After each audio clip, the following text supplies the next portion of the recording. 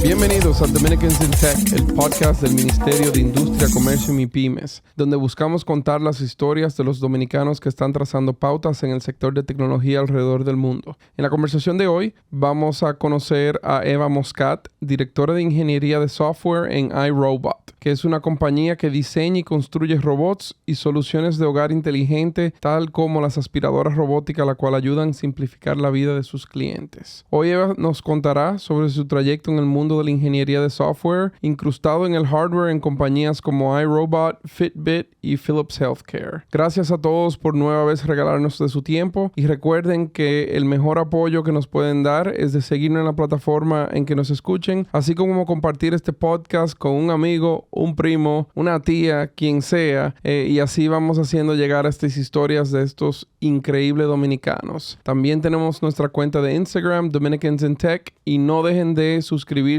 en nuestro canal de YouTube. Vamos arriba, señores. Bienvenidos a este nuevo episodio de Dominicans in Tech. Nueva vez aquí Jonathan Burnigal, el director de gabinete del Ministerio de Industria, Comercio y MIPYMES.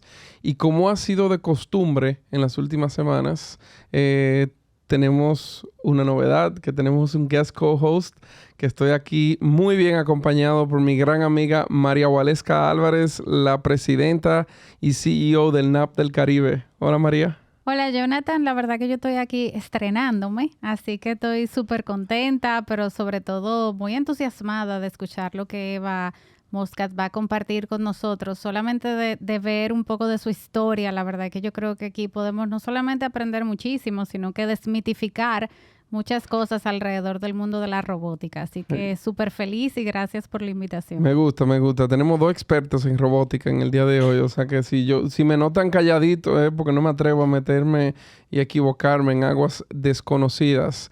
María, vamos a entrar directamente a presentar un poco la reseña de Eva. Me encantaría ver si tú quizá la podías leer. Con gusto.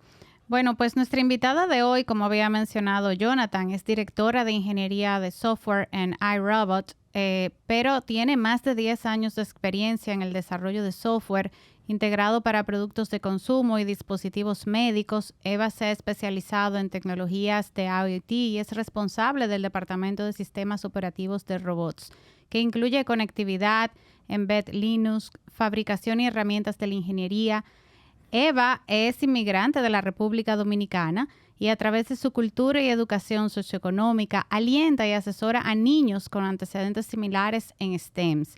La realidad es que hoy tenemos un lujo de invitada, a alguien que en su historia además tiene un amplio portafolio de educación, habiéndose graduado de University of Mass Lowell, tanto en su bachelor como en sus masters.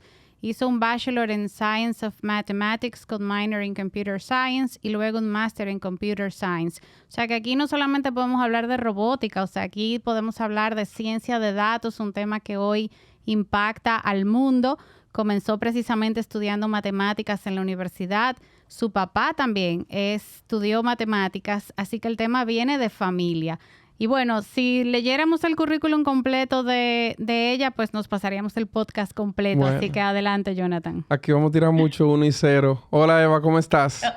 Hola. Gracias por la introducción. No, nosotros encantados por tenerte aquí. Como dice María Waleska, yo creo que hubiéramos podido seguir 15 minutos hablando de Eva antes de que la misma Eva pudiera hablar de ella misma. O sea que gracias por venir a Dominicans in Tech. No, gracias por tenerme. Tú sabes que una cosa que le faltó a María Waleska, y yo sé que tú lo hablarás ahora, la gente sabe que siempre que viene uno de origen puertoplateño es algo especial para mí, pero por lo menos hoy tenemos uno de Boston. Sí. Go Sox. Entonces, Eva, el podcast siempre lo iniciamos con unos cuantos segmentos y el primero es los orígenes y las raíces dominicanas de la entrevistada. Cuéntanos un poco quién es Eva Moscat, de dónde viene en su familia y de qué pedacito de República Dominicana es al que visitan directamente cada vez que aterrizan aquí. Bueno, yo como dijo María, soy inmigrante de la República Dominicana. Yo nací allá en San Cristóbal, de San Cristóbal, es que viene mi familia entera, del lado de mi papá y de mi mamá también. Um, Cuando tenía como 4 años fue que mi familia vino a los Estados Unidos, pero como dijiste, yo me crié cerquita de Boston en una ciudad que se llama Lawrence. Y lo mejor de Lawrence es que 70% más de la ciudad es latina y la mayoría es dominicano. Así que aunque me crié en los Estados Unidos, siempre estaba cerquita de la cultura dominicana, de la comida dominicana, de la música. No solo fue con mi familia, sino todos mis amigos, la escuela. Así que me quedé cerquita de la cultura. Qué bueno, qué interesante eso. Y shout out a todo el mundo en San Cristóbal aquí, que tenemos una San Cristobalense, ¿qué se dice? Eh, Pero bueno, cuéntanos un poco, vamos a hablar de tu juventud, Eva. Sabemos que tú, como decía María Waleska, tú estudiaste carreras que probablemente eran poco común para una mujer, digamos, yéndonos 15 años atrás. Háblanos un poco de cómo era Eva cuando pequeña, cuáles eran sus hobbies, sus intereses y cómo decidiste irte en la línea en que te fuiste para estudiar. Um, Cuando pequeña, lo que me gustaba mucho era el deporte. Yo tengo 2 hermanos mayores y más el baloncesto que todo, pero jugué todos los deportes, incluyendo fútbol americano. Ujú. Um, También tuve en karate, I'm a black belt en karate. So, siempre estaba muy activa, jugando con mis primos, con mis hermanos, competing a lot en karate, en deportes. Um, la escuela siempre estaba ahí porque para mi mamá y mi papá fue lo más importante, especialmente viniendo aquí para que nosotros vayamos a la universidad de aquí. Y entonces siempre tuvieron un focus en la escuela para nosotros. Como María dijo, mi papá es matemático. Él se graduó de matemática allá en San Cristóbal, la Universidad UAS, creo que fue, y se graduó de matemática aquí también de UMass Lowell. So, desde pequeña, aunque no tenía yo tarea de matemática, mi papá me daba tarea de matemática. Bueno. Y así fue que seguí. Primero fui a la universidad para matemática fue porque pensé que ya yo tenía credits de high school para la universidad. Entonces pensé, aquí me gradúo temprano si hago matemática.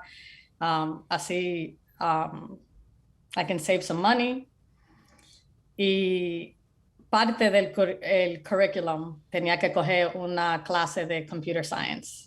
Y después que cogí esa clase, que fue mi introducción a computer science, fue que me encantó y my passion changed y seguí en ese camino. Qué interesante. Eva, déjame pedirte que nos cuentes un poquito cómo son las matemáticas para una mujer, para una niña. Tú sabes que hay unos mitos de que las niñas no son buenas en matemáticas o hay lamentablemente una manera de ver las matemáticas con un poco de miedo y de temor. Si tú pudieras contarle a las niñas y a las jóvenes que nos están escuchando cómo fueron las matemáticas o cómo son las matemáticas para ti, ¿son divertidas? ¿Fueron fáciles? Realmente le tenemos que tener miedo a las matemáticas, considerando que tú estudiaste tu carrera precisamente en matemáticas. Sí, nada es fácil, pero a mí siempre me gustó la matemática porque hay un right y un wrong. Siempre hay una respuesta. Si piensan todos los otros major, como en escritura, en literature y cosas así, siempre hay una gray area, pero con la matemática hay blanco y negro. ¿Tiene la Exacta. respuesta o no la tiene? Exacta. Una ciencia exacta. Ajá. Entonces, por eso siempre me gustó. Para mí, como una niña, en realidad no fue hasta que fui a la universidad que me di cuenta que es medio un tabú. La mujer de verdad no hace matemática. De niña siempre tenía el grade más alto en la matemática. Los profesores nunca me hicieron sentir diferente.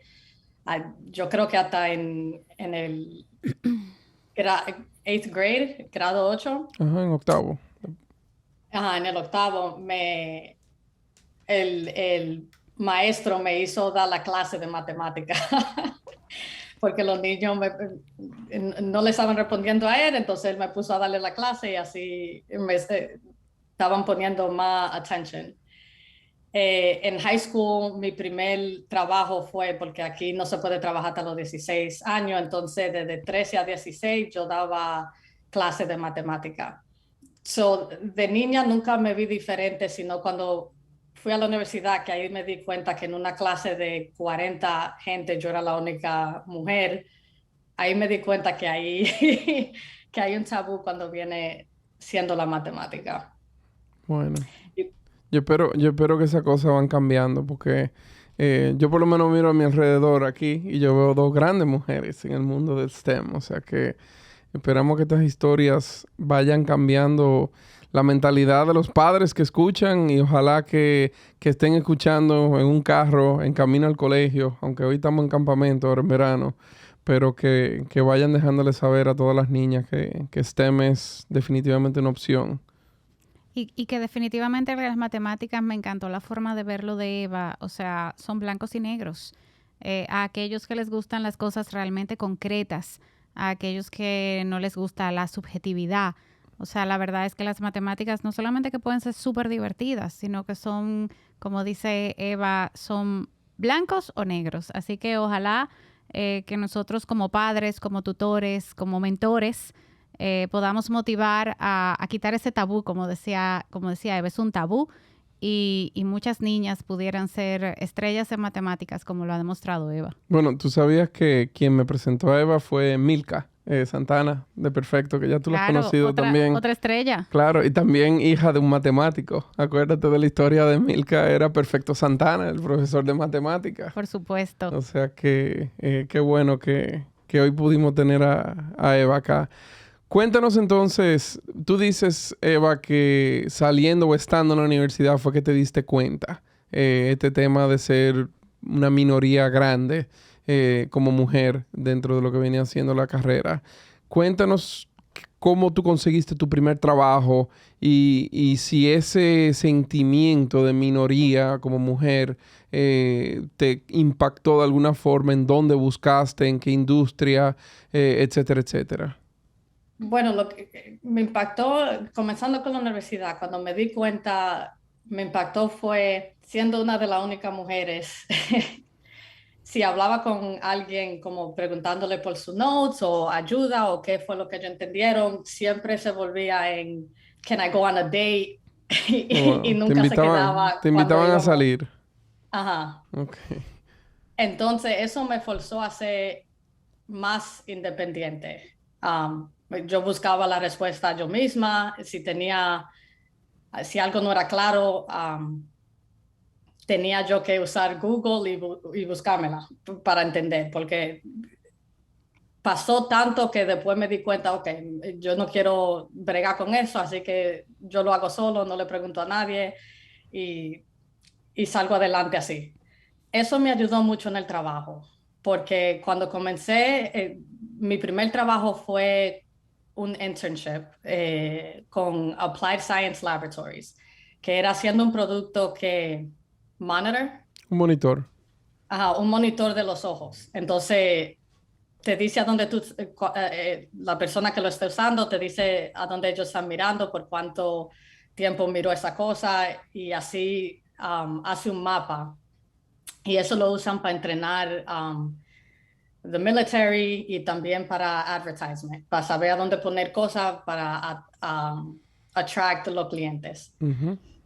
Entonces, en ese trabajo, yo, yo hice el buen trabajo que hice, que ellos me quisieron, después del internship, me ofrecieron una posición permanente, fue porque comparado a los otros interns, cuando yo tenía un problema, yo casi nunca pedía ayuda porque aprendí de la escuela. Claro. Entonces yo me la buscaba y aprendí mucho how to unblock myself.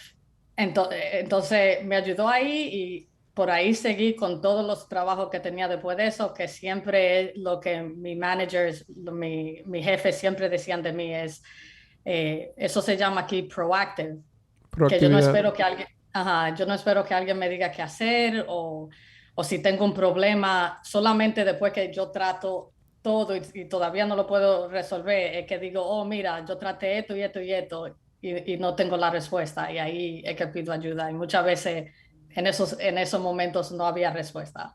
Eso me ayudó mucho en mi carrera, pero también es un poco triste, ¿verdad? Que, que estando en la universidad no pude hacer esas conexiones con mis compañeros por ser la única mujer ahí.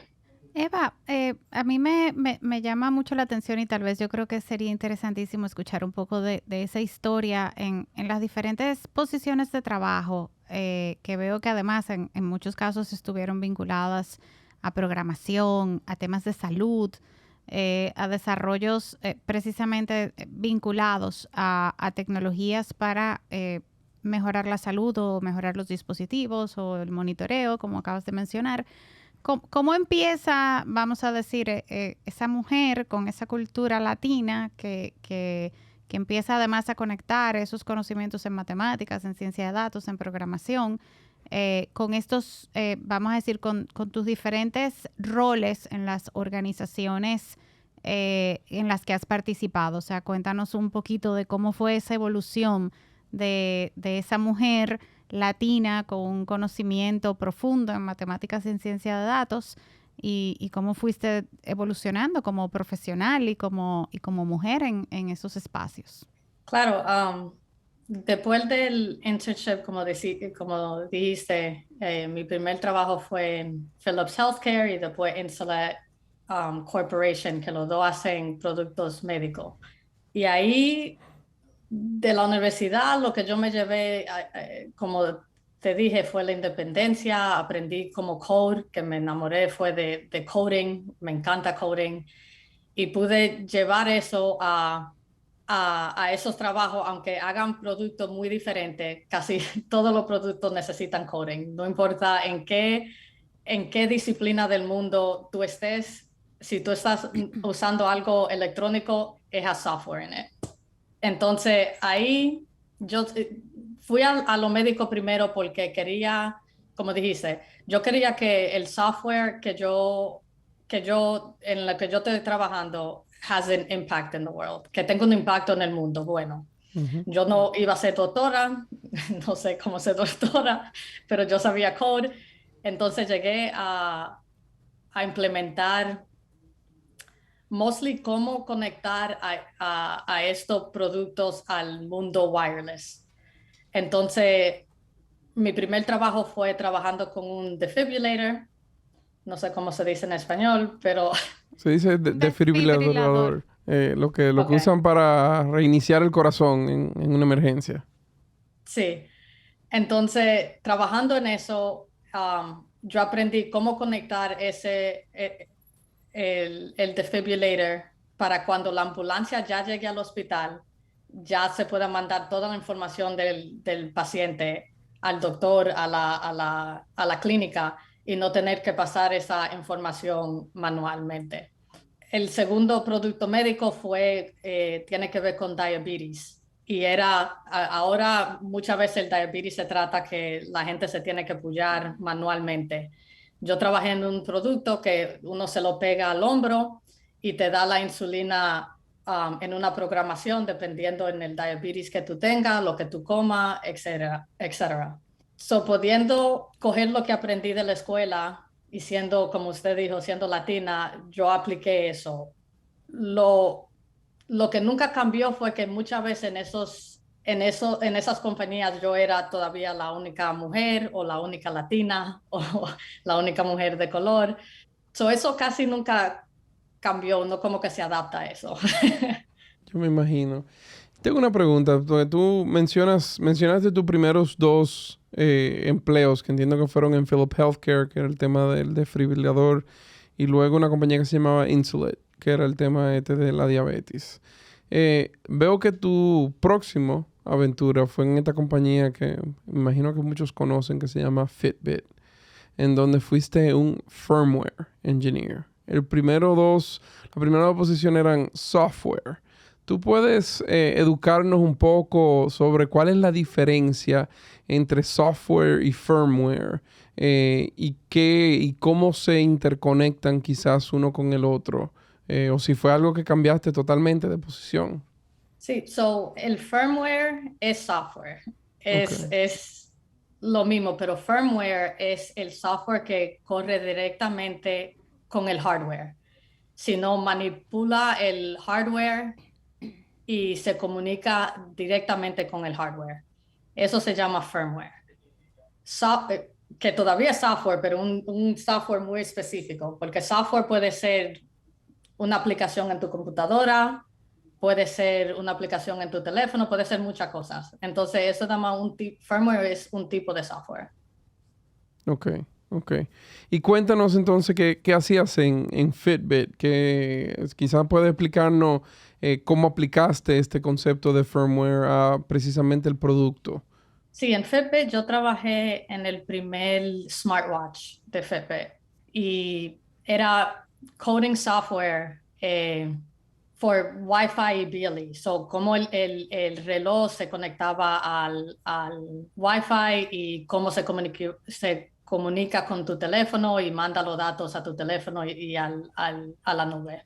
So, yo trabajé en eso y un poco también como era el primer smartwatch, también la nueva feature era que se podía ir música, but you can control your music through it. Uh-huh.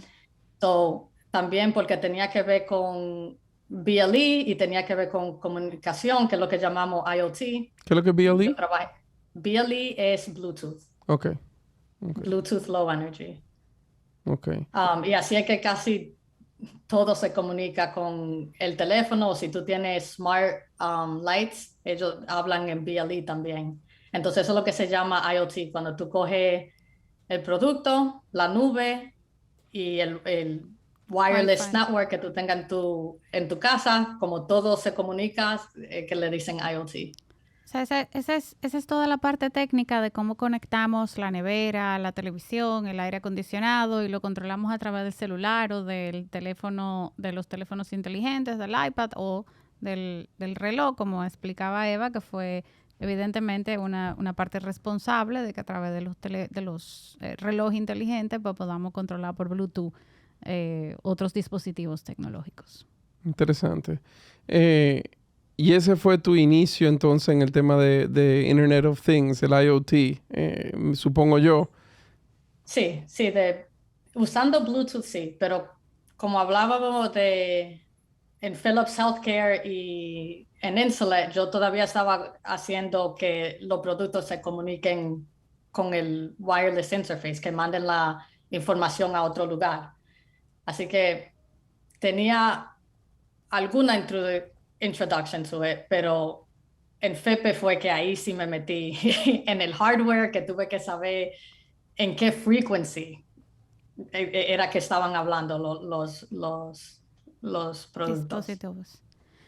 Yo tengo una pregunta, Eva, porque tú has mencionado claramente algunos de los retos que tuviste por ser la única mujer, por ser la única latina, pero a mí me gustaría entender cuáles fueron tus éxitos también, o sea, qué poder te dio esas diferencias, o sea, cuáles fueron tus logros durante tu paso por Fitbit, tu paso por Insulet, por Philips Healthcare, o sea, cuéntanos un poquito de la parte optimista de cómo se destacó Eva.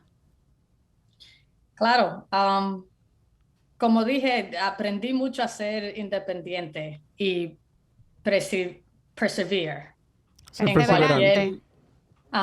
En cualquier, no había programa, no había software bug como problema del software que yo no me metía y sabía que no importaba lo duro que era, que yo quería trabajar en eso, que lo quería resolver. So me ayudó mucho en eso. Y también en entender diferente, especialmente ahora que estoy en management, como yo tengo una diferente experiencia que mis compañeros, me ayudó a entender los costos y cómo tienen direct impact al cliente, a lo que lo compran. Ujú. Entonces así yo aprendí a make trade-offs, a cómo también usar mi voz a hacer que la compañía vayan a diferentes, cuando estamos hablando de STEM, yo conecté a iRobot con Lawrence, que te digo que era predominantly, que era casi todos latinos. Entonces me ayudó a conectar estas compañías a los niños latinos para darle esa experiencia también y esa exposure para que aprendan de STEM.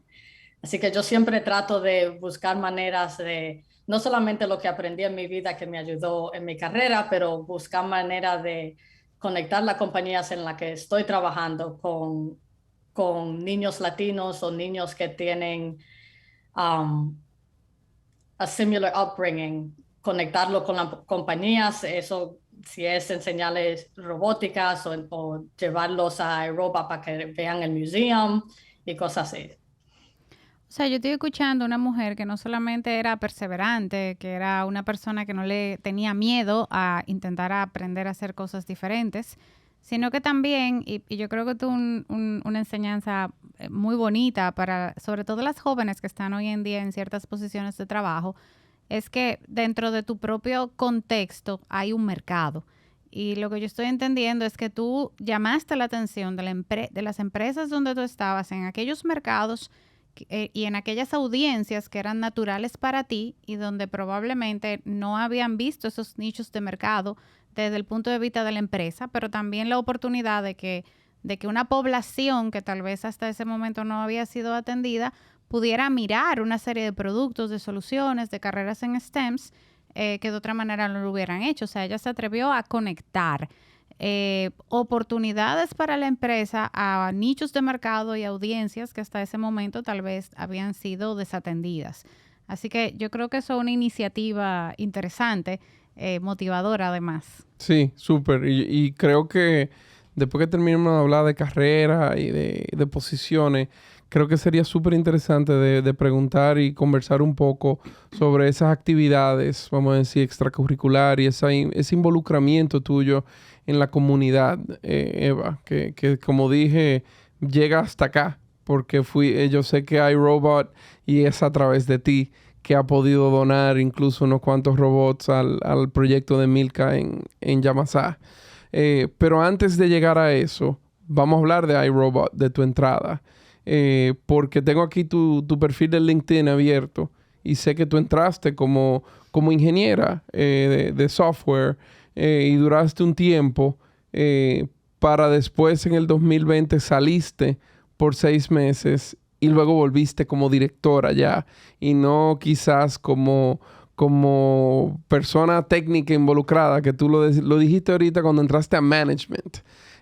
A mí me encantaría que tú nos hables de eso, de ese proceso en entrar en iRobot, conocer la empresa, quizás si puedes hablarnos un poco qué pasó, por qué te fuiste por 6 meses y después qué fue lo que pasó para volver de esa posición de management.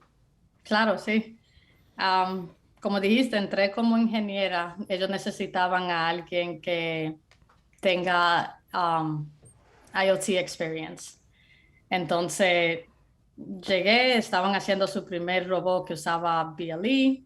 Ahí me entré y en eso trabajé y después trabajé en otro producto que nunca salió, pero cómo yo pude llegar de ingeniera a management y qué fue lo que pasó en mi mente que me hizo hacer eso. Yo siempre, en mi carrera, como habíamos hablado, siempre vi que yo era la única mujer, etcétera, y en parte de eso, cuando uno es ingeniero, todavía tú haces los interviews cuando hay posiciones abiertas y eso.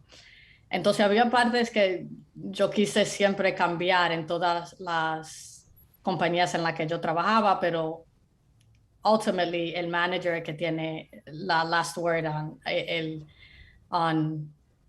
La who gets última hired. palabra. La última palabra al que Sí, la decisión de elegir el candidato. Ajá, exactamente, gracias. Entonces, cuando vi eso, eso fue lo primero que me cambió la mente. Si yo quiero cambiar algo en esta cultura de tecnología, necesito ir para management, necesito ese poder, necesito el poder de hacer ese tipo de decisiones. Pero solo por querer no significa que uno llega ahí. Entonces yo comencé a ver lo que mi manager estaba haciendo, que él necesitaba. Y en ver eso, comencé a no solamente hacer mi trabajo, hacer más de mi trabajo. Vi, ok, hay un programa aquí que él no tiene tiempo para ponerle atención, pero alguien le tiene que poner atención. Yo no voy a esperar que él diga que necesita ayuda. Yo me metí en ese programa, le comencé a hacer tech lead de ese programa, en lo que todavía estaba haciendo mi trabajo. Entonces, cuando a él le dieron la promotion, ya yo le había dicho a él, yo quiero ser manager, antes de saber que a él le iba a dar la promoción, yo estoy haciendo esto y esto y esto, estoy leyendo este libro, me estaba preparando yo sin saber que la oportunidad iba a estar ahí, pero quería estar preparada así cuando la oportunidad se vea. Entonces, cuando se vio, ya yo estaba preparada, le había dicho, y ahí fue que tuve la oportunidad de cambiar para manager. Yo me fui por 6 meses, de verdad no fue nada por iRobot, sino otra oportunidad se presentó de Director of Product Management. Y lo que me hizo coger esa oportunidad fue, yo iba a trabajar directamente con la CEO de esa compañía. Y eso me iba a enseñar lo que yo quería aprender más, que era el lado de negocios. Okay. En ingeniería, tú además estás ahí, estás escribiendo tu código y estás haciendo los productos, pero yo quería aprender más de los negocios, de qué es lo que se necesita para tener un business. Y por eso fue que me fui. Y además duré 6 meses de verdad, porque en los 6 meses le compraron la compañía. Ajá. Bueno, final feliz. Entonces, una pregunta. Yo veo entiendo que la empresa se llamaba Octoscope.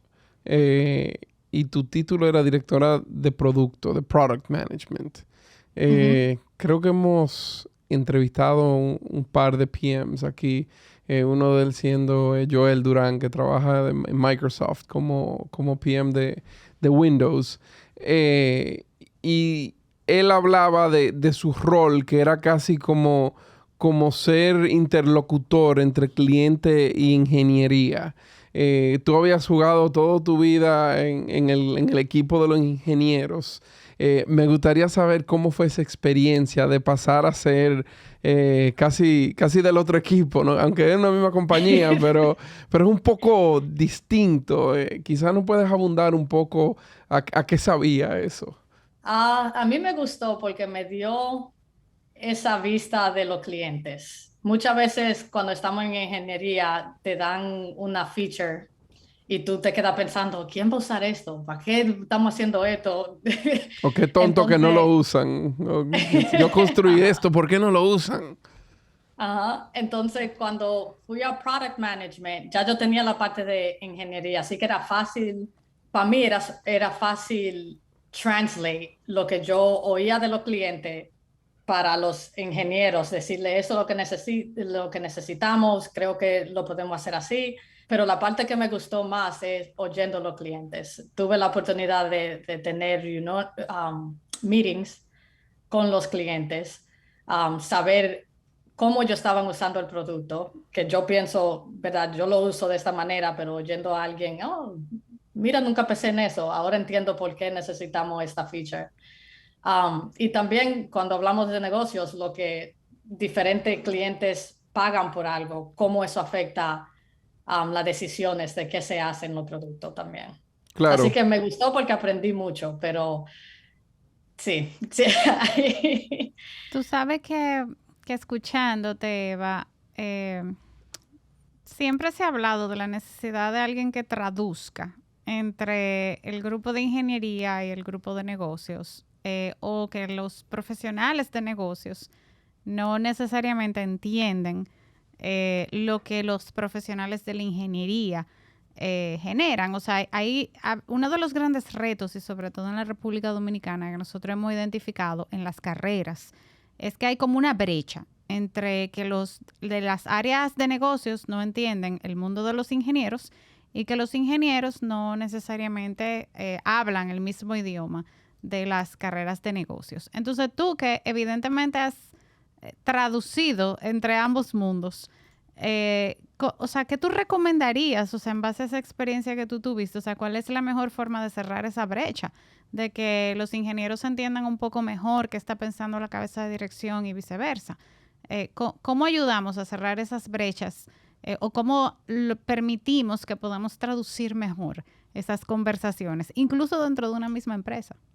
Para mí es dejar que los ingenieros, aunque sea por 3 meses o 6 meses, hagan ese trabajo de product manager para entender eso. Y si no se puede hacer así, sino ser lo más transparent que se pueda hacer en términos de los negocios, diciendo, mira, tenemos este market share que estamos perdiendo, tenemos que hacer algo, por eso es que estamos tomando esta decisión, etcétera. No vamos a decirle a los ingenieros, ame esto, necesitamos este producto, sino enseñarle por qué está detrás de esa decisión. Siempre ayuda a tener que los ingenieros entiendan el mundo de los negocios. Así ellos, para mí, porque me ayudó a mí, están más invertidos en las decisiones. Ok. Y se identifican con la decisión. Tú mencionaste una cosa muy importante que hace unos minutos tú hablabas de como el value que o sea, un ingeniero quizá pueden construir, y lo voy a traducir algo como ir al supermercado en un Ferrari. O sea, pudiéramos pasarnos la vida construyendo este producto que tiene todos los features habidos por haber, pero si después acaba costando tanto dinero donde nadie está dispuesto a comprarlo, pues entonces lamentablemente será un fracaso o se convertirá en una pieza de museo. Que yo creo que en el mundo de emprendimiento y de negocio es lo que llaman a veces el product market fit. Que el producto es lo que el mercado realmente quiere. ¿Cómo hablan ustedes los ingenieros de este tema de product market fit? ¿Le dicen ese nombre? A mí me encantaría, ahora que tengo acceso a hablar con alguien del otro lado para ver estas teorías del management y de lo financiero y lo de negocio. ¿Cómo lo ven ese tema? Para mí se habla más en management, y no sé si además fue mi experiencia, pero cuando yo era una software engineer, una ingeniera, no se hablaba mucho. A mí, como te digo, a veces I would get frustrated cuando hacían decisiones que íbamos a sacar un producto, una feature, y yo no podía entender por qué. Porque para mí, yo pensaba, yo no compro eso. ¿Para qué ¿Quién va a comprar eso? ¿Para qué estamos haciendo esto? Y no fue hasta que tuve esa experiencia que aprendí. También muchas veces los ingenieros pensamos diferente porque sabemos cómo algo se hace. Entonces, yo aprendí que primero, no soy the target customer. Claro. Soy como eso es marketing 101. Tú no eres el cliente. Y segundo, que tenía que aprender quién era el target customer y por qué ellos eran el target customer.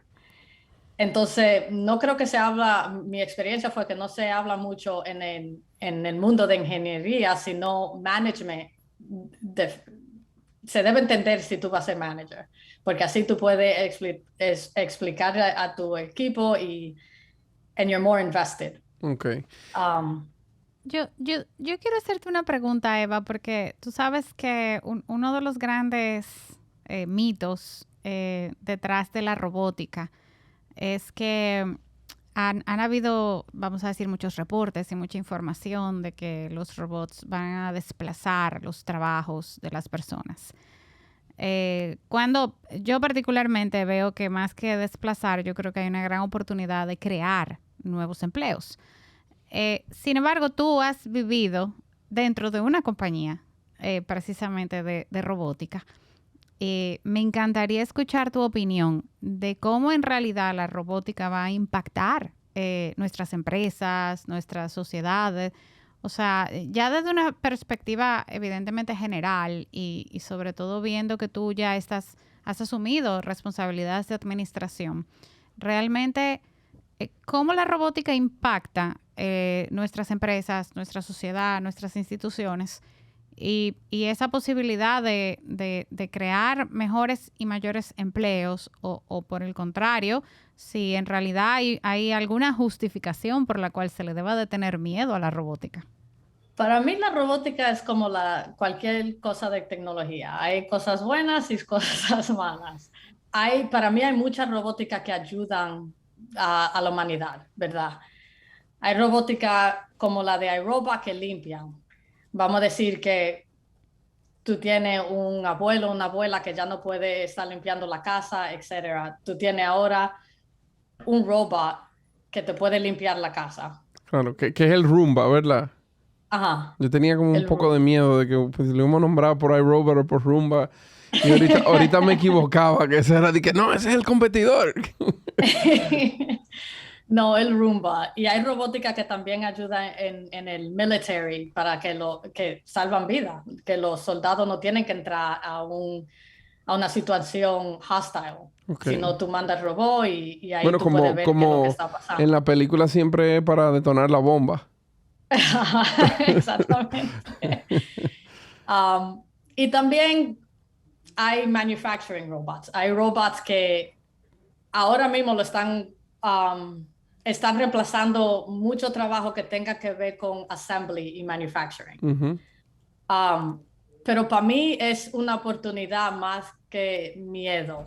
Yo creo que si los robots siempre van a tener que depender de la humanidad, de alguien que lo pueda programar, de alguien que lo pueda construir, de alguien que lo pueda manage. Así que nunca veo que los robots van a reemplazar a la humanidad o tenerle miedo así, sino que, bueno, como toda tecnología, hay cosas buenas y hay cosas malas. Ni que nos van a quitar los trabajos. No. Para mí van a crear nuevos trabajos. Qué bueno. Pero tenemos que estar preparados como una medida a tener las skill sets para competir en el futuro, ¿verdad? Genial. Eva, antes que arranquemos a hablar de tu involucramiento con la comunidad, tanto allá o en todos los lugares donde tienes impacto, quiero sacar unos minutos. Volviste a iRobot. Ahora como directora de Software Engineering. Ya tú eres parte de management. No has dado mucho ya insight en cómo, vamos a decir, cómo tu persona fue entendiendo los diferentes roles. O sea, ya para ti me imagino que tenías un poco de experiencia como gerente y conociendo el cliente. Yo quisiera saber cómo has evolucionado como ahora como directora, como management. Estoy muy curioso por entender la composición del equipo que reporta a ti. ¿Se ve diferente ese equipo? ¿Cómo has podido implementar o hacer permear este sentimiento que tuviste mucho tiempo desde que estudiaste y empezaste tus primeros empleos? Sí, bueno, el equipo ha cambiado mucho. Hasta antes de yo ser directora, cuando era management, yo trabajaba con mi director a tratar de cambiar el interview process. Okay. So, lo primero que yo hice fue el job description. La descripción del puesto. Ajá. Una estadística que se quedó conmigo es que las mujeres no aplican a un trabajo si no piensan que tengan 90% de lo que dice en el job description. Yo creo que yo escuché eso a alguien. Yo no sé si es Dion que lo vive diciendo. Ajá. Y los hombres creo que es como 30% Sí. y ellos aplican. Entonces, yo quise cambiar el job description para ser más general, qué de verdad necesitamos. Y también poner, yo lo pongo como abajo, si tú no tienes todo esto y además tiene alguno de estos requirements, aplica como quiera, que seguro que tú tienes otra cosa que nosotros ni estamos pensando que necesitamos. Claro. Eso ayudó mucho a cambiar la población que estaba aplicando a esos trabajos. ¿Tienes data? O sea, cambió, duplicó la cantidad de mujeres que solicitaban a posiciones, triplicó, ¿cómo? No sé qué tan rápido tú lo empezaste a ver. Para mí no tengo datos, sino que lo vi. Entonces, cuando yo primero estaba ahí, yo creo, vamos a decir, de 4 o 5 aplicantes, teníamos maybe una mujer. Ok. Entonces, también tiene que poner el job posting en diferentes áreas para que lo vean más poblaciones, ¿verdad? Pero ahora creo que como aunque sea 3, vamos a decir 5 o 6 que aplican son mujeres. Wow. So, eso fue lo primero que vi. También en el equipo que, antes de ser directora, en el equipo that I managed, tenía más mujeres ingenieras que hombres, de verdad. Tenía 3 mujeres y 2 hombres. Era el equipo el primer equipo that I managed. Y también en la feedback que dan, todito tenemos biases, ¿verdad? Eso es parte de ser humano. Entonces, lo que yo también cambié es, después del interview, que la gente escriba su feedback.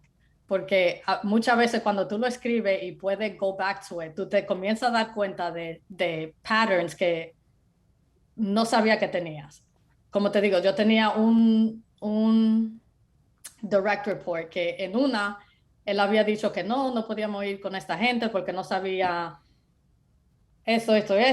Y en la otra dijo, aunque esta gente no sabe esto, yo creo que podemos seguir con él. Y cuando le puedo enseñar eso, que ellos lo escriben, es más fácil tener esa conversación que solamente decirle, oh, yo te oí decir esto y oír esto.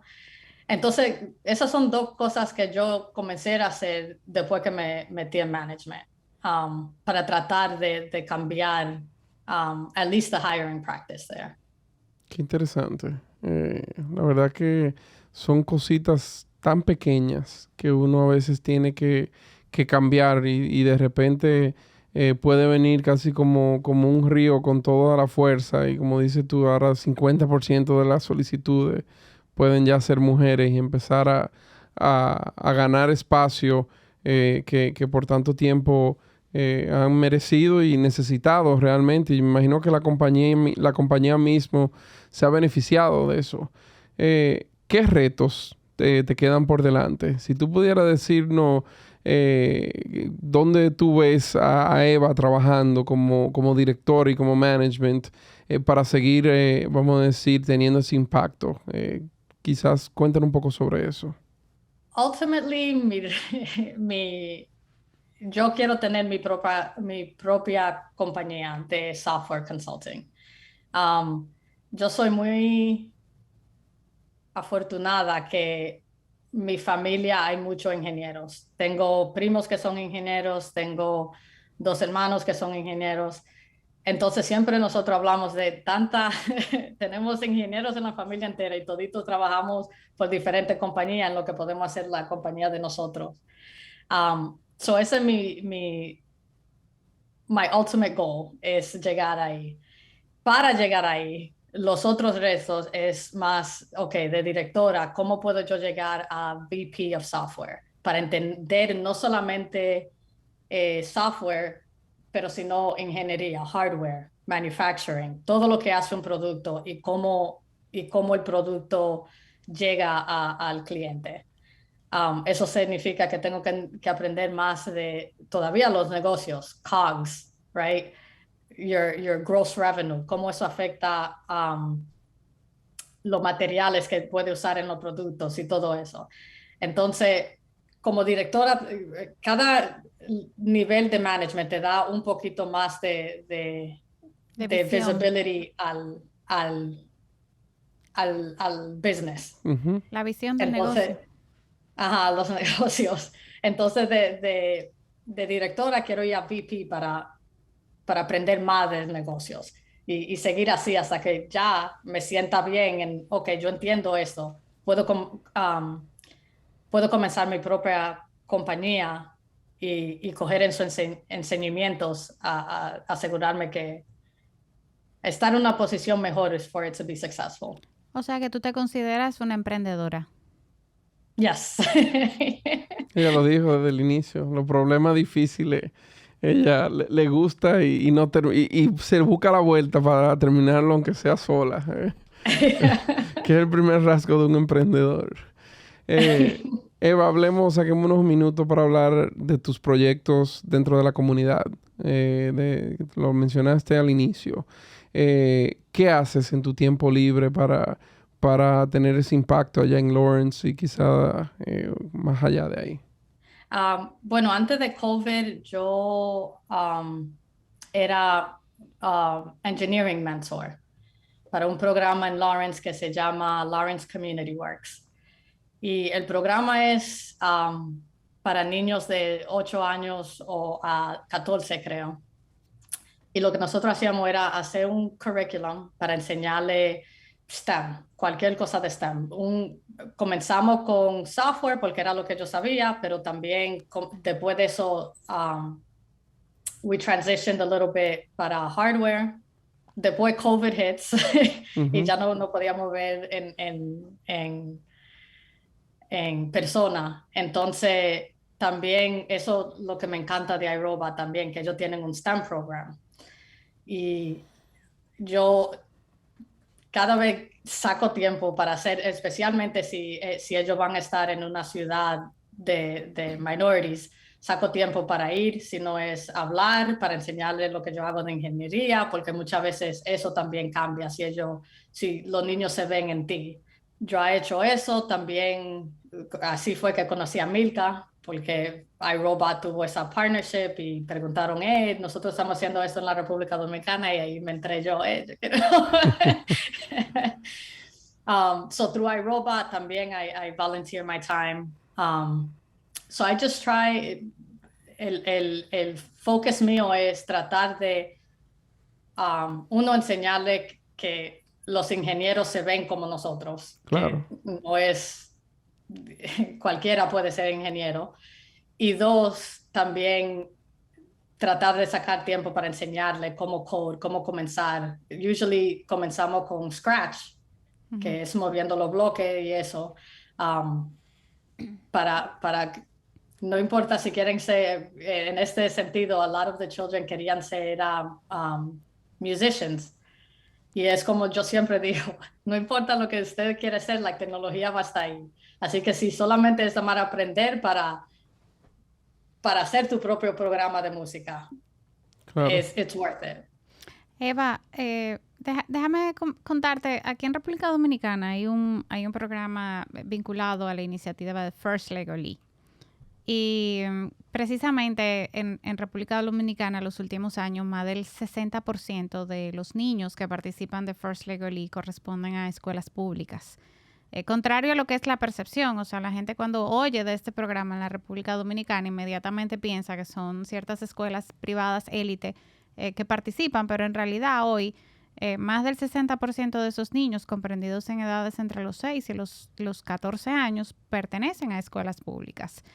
Y la verdad es que es impresionante ver a esos niños construyendo sus robots y asignándole, pues, obviamente, cómo solucionar los problemas que se les plantean.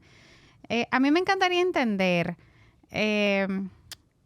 primero, si conoces la iniciativa y segundo, ¿cuáles son las oportunidades para que alguien como tú, conectada con la República Dominicana, pudiera guiar y sobre todo que muchas niñas de la República Dominicana que hoy en día están involucradas en First Lego Lee te vean a ti, o sea, como tú decías, o sea, la posibilidad de que ellos visibilicen mujeres que hoy en día están súper involucradas en STEMs, que conocen muchísimo de robótica y que puede ser cualquiera de esas niñas.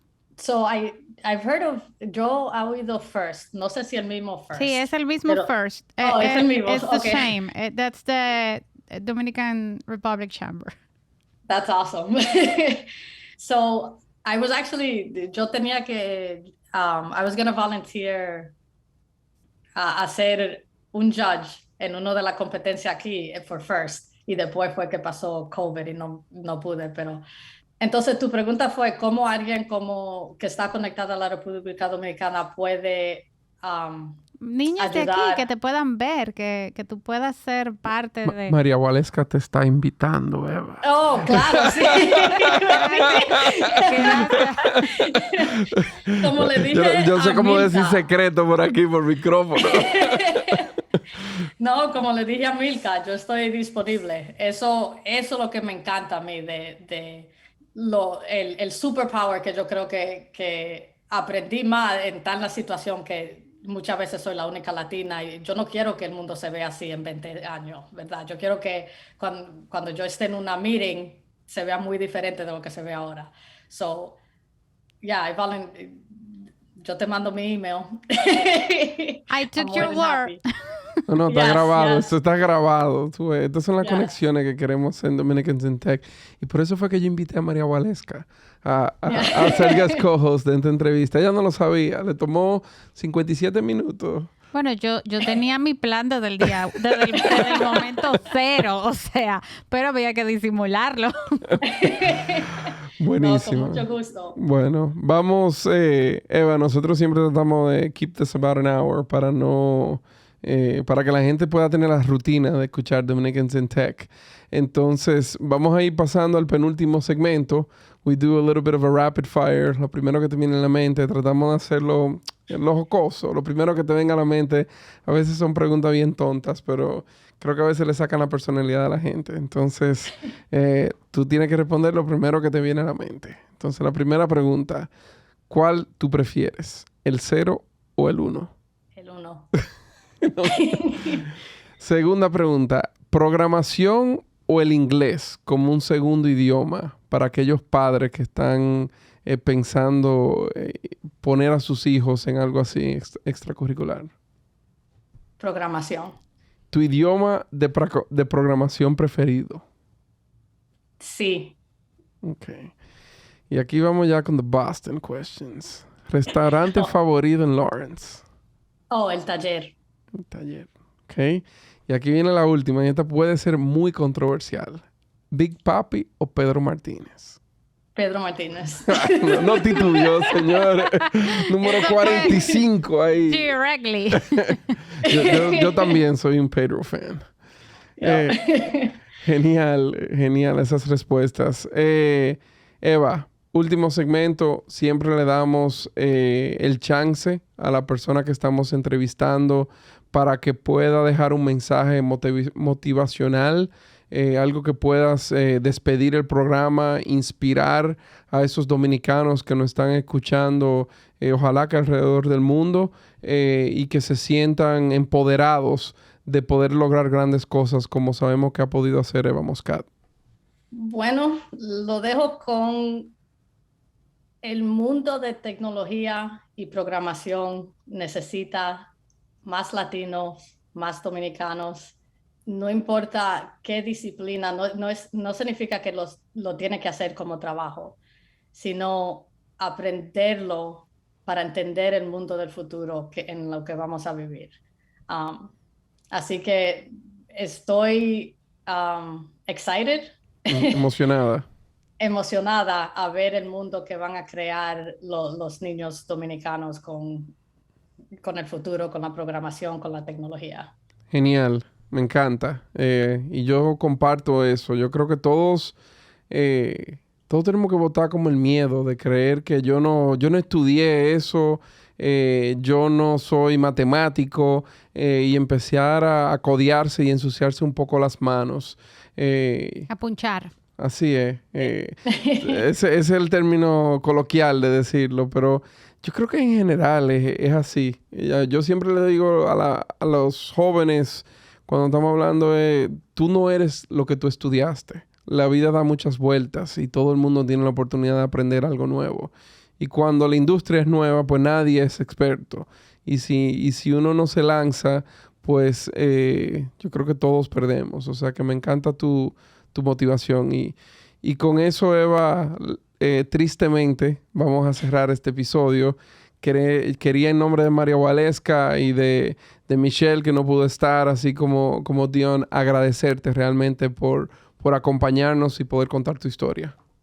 No, gracias a ustedes y como dije, gracias por la paciencia. Como que dice Cardi B, mi español es muy ratatá, así que...